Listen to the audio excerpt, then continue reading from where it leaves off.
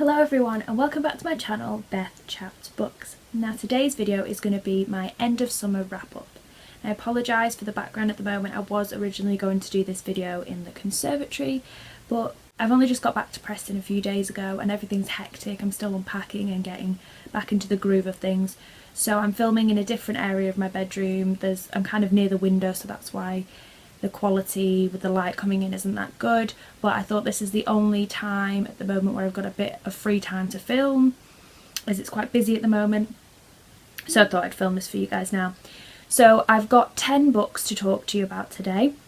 I'm not going to go into massive amount of detail because I'm planning to do individual book reviews on certain books, but if any of the books that I talk about today you would like an in-depth book review on any of them, please just comment down below and I can do a book review on any of these books because I have quite a lot to say about the majority of them. I'm just going to do a star rating of each book and a little bit about how I felt about them, and I'm just going to get on with it now because otherwise it will be quite long. So the first book that I read this in August, is Slaughterhouse 5 by Vonnegut. Now I gave this a 4.8/5 because I find it very difficult to give rounded up star ratings on books because a lot of the time I feel very conflicted between whether it should be a 4 or a 5. So at the moment I've kind of put this nearer to a 5 but not a complete 5. And as I go through some of the books you'll see that's a bit of a trend with me because I can't fully make my mind up about where they situate. So this is a 4.8 for me, nearer to the 5. I really enjoyed this because I'm not a big sci-fi fan, and as a lot of you might have known, there was a TBR that I uploaded before I left and it had this book in and a few other books that you'll notice, so I'll link that down below. I discussed how I wanted to try and get into sci-fi because it's not usually a genre that I'm very comfortable with, and I would recommend for anybody who feels the same way, that's a bit intimidated by sci-fi or there's some elements of sci-fi they're not fully invested in. This is a great place to start because it has elements of sci-fi definitely, but what I took from this is that it was more a book on trauma and the effects of war and how sci-fi formed a kind of escapism for the main character from these things, how they were coping with their place in the world and how things were changing around them. So this was a lot richer of a text than I had previously been led to believe. So I thoroughly enjoyed it for many of those reasons, that it dealt with the human condition a lot more than I'd anticipated it would. So this was quite a high read for me and I would recommend it to those that are intimidated by sci-fi. Give it a read, it's very, very short and you might just enjoy it. So there was that one. And then the second book I read in the month of August was The Good Immigrant by Nikesh Shukla. Now, I'm sorry if I butchered that. In the linked video down below you'll realise I've struggled with this author's name for a while. But nevertheless, the book was phenomenal. I ended up giving this 5 out of 5 stars. It's a collection of essays about people who were born in the UK but are from different immigrant backgrounds, or they could be the second generation or the third generation, and maybe their grandparents or their parents came over from different countries and emigrated to the UK, and it's about having a British identity but also struggling to assimilate because a lot of people don't recognise them as British and things like that. So this was a really interesting read because it dealt with so many different things. It was packed full of very individual stories from all different ethnicities. So there are Chinese immigrants in this novel, there are Indian immigrants, African immigrants, and it was really interesting because it helped me grow a lot reading this book because the certain way in which these people talk about their experiences, it makes you register your own behaviour and how you don't necessarily mean to come across as patronising to other people, but sometimes the language which other people used or addressed these immigrants in their essays in kind of made me feel very guilty for not being more self-aware of how I approach other people with other cultures, and I'm sure a lot of people read that and it resonated with them. It talks about the acting and entertainment industry, it talks about the school experience, it's got a whole plethora of different experiences, but it was really interesting, and I recommend that anybody who lives in the UK reads this because it helps you learn some of the mistakes that you make of ways that you address people. And I pride myself on being a very liberal and accepting person who's very proud to have a multicultural Britain, but there was a few moments that I read this and I kind of checked myself on some of the ways that I don't intentionally mean to interact with people, but how it can be either misconstrued, or you seem to think that you're being very friendly and affectionate with people, but actually there's an element of patronising somebody else or misunderstanding somebody else. This book was phenomenal for that. They were very easy essays to get through, and I delighted in reading this, so I highly recommend this to anybody living in the UK, but also anybody who's from any immigrant background, or anybody who feels strongly that this would be something that they're interested in, because I highly enjoyed this. And then the next book that I read, this was also in August, was Another Day in the Death of America by Gary Younge. Now this one was an instant 5-star for me. This was a fascinating read. So basically the premise of this is that Gary Younge, he picks one day at random in America, goes through some states, and only using social media, not official records, he's not got access to official statistics in America, but he used social media and he used newspaper articles to find out about deaths that all occurred on the same day in different states that happened to be all by gun-related violence, so deaths that were gun-related. But what he makes very clear in this is that he's not trying to project opinion on gun-related crime on this particular instance. He's not making statistics about which ethnic minorities are predominantly at risk. But what he does is he makes statements about how all these people came from different backgrounds, but they all seem to accept that their children were victims as a consequence of being able to have guns, but they accepted that this should continue and will continue because they want to keep guns. So it was really interesting how it turned the whole idea on its head and said that nobody that he interviewed that had lost a child on that day blamed guns as the reason. It seems that the society in all areas of class and race seemed to accept gun crime. So it was very interesting to then read this and learn that the majority of the deaths that are happening seem to be by accident. He just seemed to open up a different idea of how I'd thought about gun crime, and from a different point of view, and it was a really, really interesting read. I don't think I'm expressing how brilliant I found this very well, but I would highly recommend, if anyone's interested in gun crime or America's obsession with guns, then this is a highly recommended read because it's very digestible, very easy, it's not stuffy and academic, but it does give you a lot of food for thought on the topic. So there's that one. And then the next one I read was The Reluctant Fundamentalist, and this was also in August. There's only a couple that I read in September, and I'll let you know when I get to them. It's near the end of the pile. So, The Reluctant Fundamentalist by Mohsin Hamid. Hopefully I said that right. If I didn't, I very much apologise. And as you can tell, this is a very small edition. I might have mentioned in the TBR that I've linked down below that this was part of a deal, so I got these in miniature version. I got a couple of books in miniature, so that's why it's small, if you were wondering. But this particular book was very interesting for me because I'd heard a lot of people had struggled with this book, but that it had been highly acclaimed. It's an old novel now, in terms of the fact that we're speeding ahead so fast with literature these days.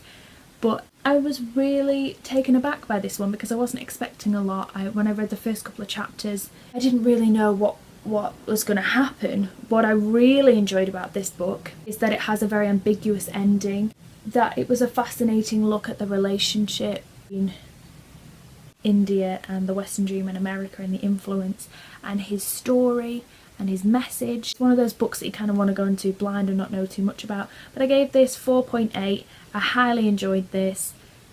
It had a real depth to it. It was written very well, and I would just highly recommend this to anyone.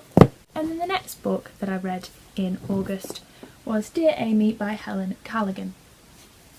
Now this book I gave 3.5 out of 5 stars. The reason I did this is because I really enjoy crime and criminology based texts. I like things about crime thrillers, but I'm not overly interested in the cheap thriller literature that kind of gets mass produced in the UK, as well as in America as well, of somebody goes missing and it's all dramatic, but that it's a very easy plot line. And this had a few twists that I didn't expect, and I enjoyed it more than I expected, and that's why I gave it 3.5. Usually I would give kind of genre a 2.5 because it's very predictable and there's not much that goes on, whereas this one did have a few twists and turns. I was a lot more intrigued by it in the end than I expected. I found the character very interesting because she wasn't a stereotypical maiden in distress. The only thing is with this kind of genre, I feel like it gets cheapened and plot lines get recycled really easy, and you can kind of, once you've read one of these, you can pretty much predict a lot of them. So if you're into that kind of thing, this was a good one. This was not your standard one, but overall it wasn't anything that rocked my world or I didn't think much about it afterwards. It was a good indulge binge kind of read, nothing more than that, and that's why I couldn't give it any higher. So there's that one. And then I read Love in the Time of Cholera by Gabriel Garcia Marquez. Now this one was a really nice surprise. Sorry about the crappy sticker. I tried to get rid of the other one, which you can see there's a little bit of residue. I got rid of the other one, but I couldn't get rid of this one, and it's an ugly edition, I'm not going to lie to you, but the book was very interesting for me. Now I gave this 4.8. This has to be the book out of all the collection that I read in these 2 months that has stuck with me a lot, and I've been musing on it a lot since I finished it. Now this was not what I expected it to be. This doesn't have a traditional plotline as such. It deals with two main characters, and the male character, he's kind of in love with the female character and has been since youth, but she marries someone else, and it's all about the trajectory of their lives and how they keep ebbing and bumping into each other. And it's also about aging, it's about fate, it's about desire, it's about so many really interesting things.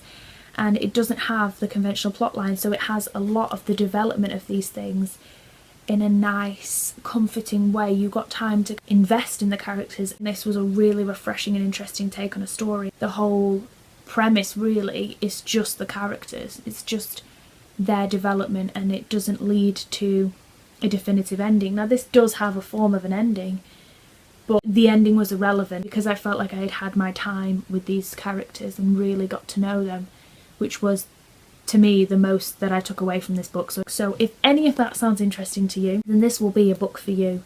I couldn't decide whether to give it 5 stars because I felt very strongly with this, and a lot of my 5-star reads are a gut instinct, but something just kind of stops me. I don't know what it is. Maybe it's because when I first started reading it, because the others had been such fast-paced, easy to read books, it took me a lot of time, and I don't know whether that's why I can't give it the full 5, because as I first started reading it, it does take a while to get into this frame of mind and this kind of story.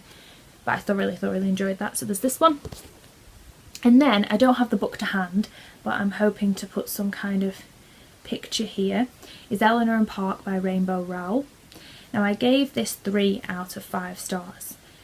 The reason I did this is because it wasn't what I expected. I had long ago not really been that interested in the idea of reading a book like that, because YA for me seems to be a bit hit or miss. Some of them I enjoy, but a lot of it's very self-indulgent, and it's just not a genre I'm very interested in. I like a lot more of a depth to my literature. This particular story is different because Eleanor has a difficult family life, to say the least, and it takes nosedives and it's quite dramatic, and they're on this journey together, which I did enjoy, that it was a refreshing take on a YA instead of the very recycled kind of plot lines. However, I wasn't really invested in the romantic element, and the characters didn't have that wow factor for me, and that's the problem with YA.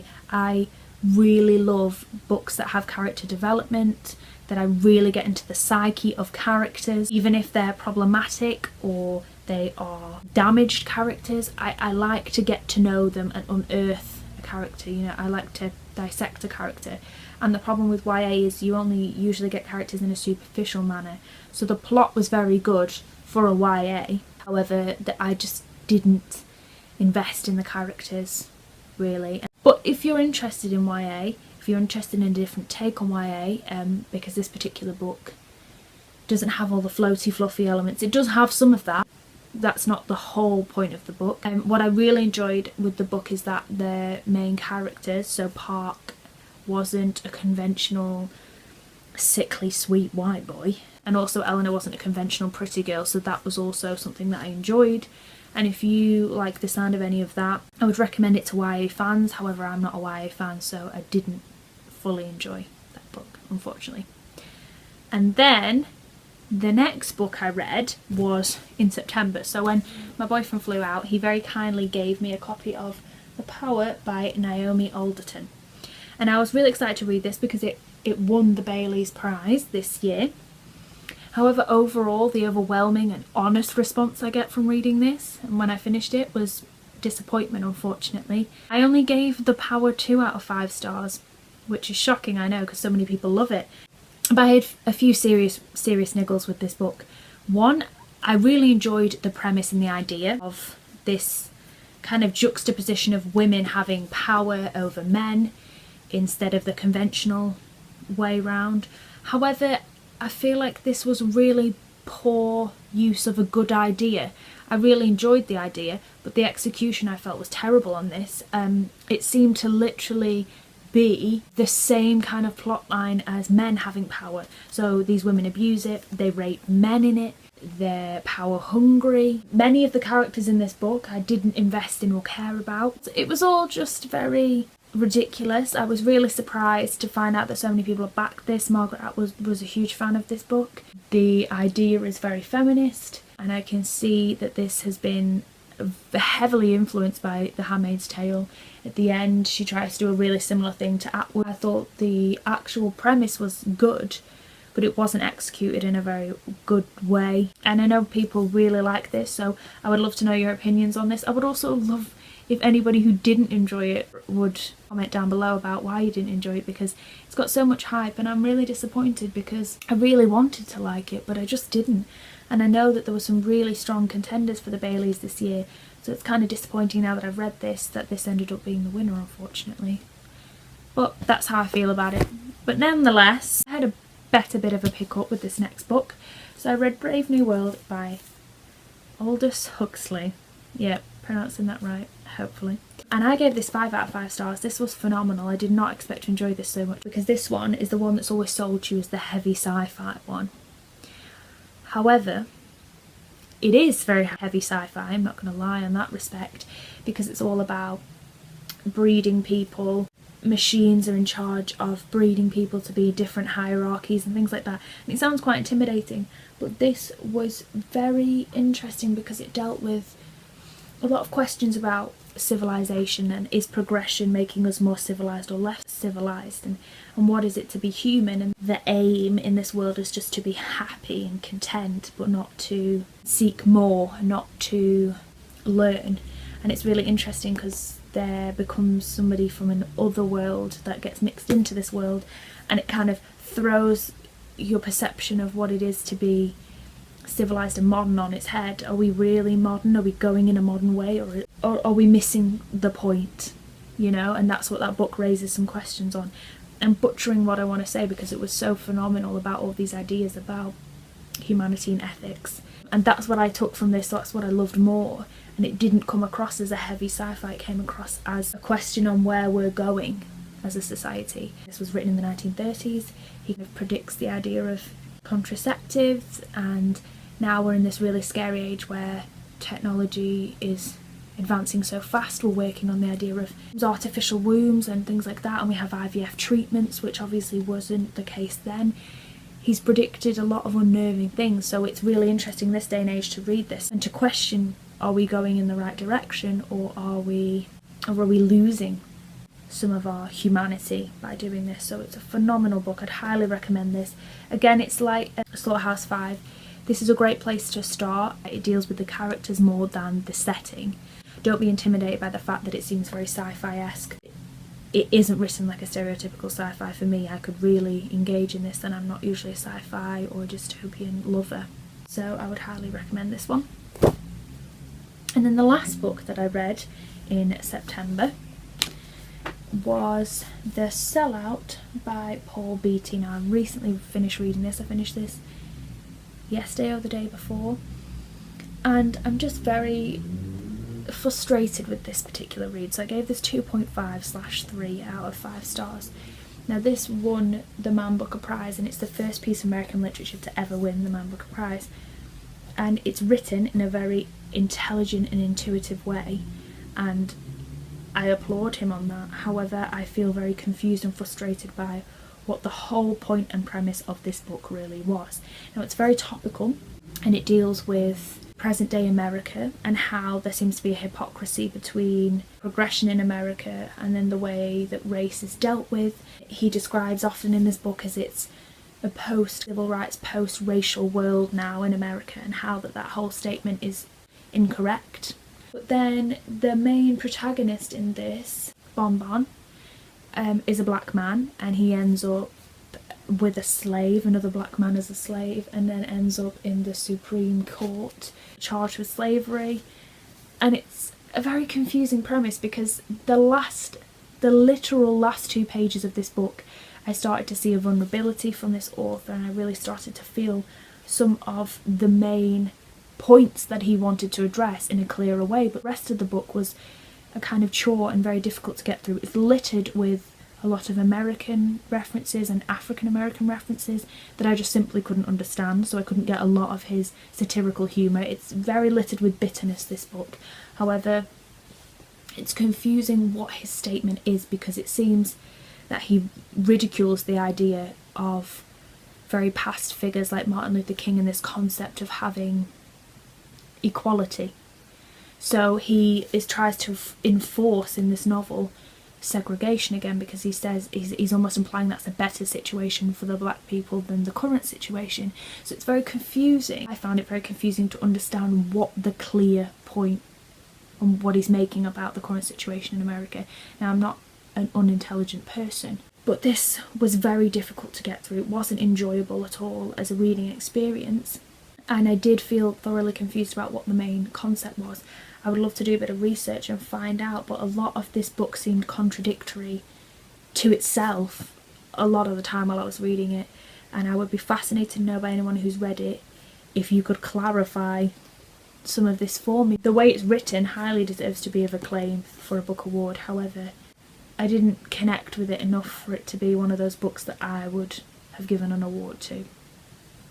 So, you know, I would just recommend that people read it and make your own mind up about it. So they're all the books that I read in the month of September and August. Now I'm going to do an October TBR and an October wrap up, but I'm still reading at the moment because I enjoy reading, so I'm just going to tag them onto a wrap up and kind of let you know at the end of October that these were some at the end of September.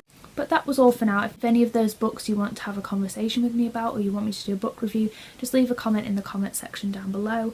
I will be getting on with my October TBR very soon. I'll see you guys soon. Bye.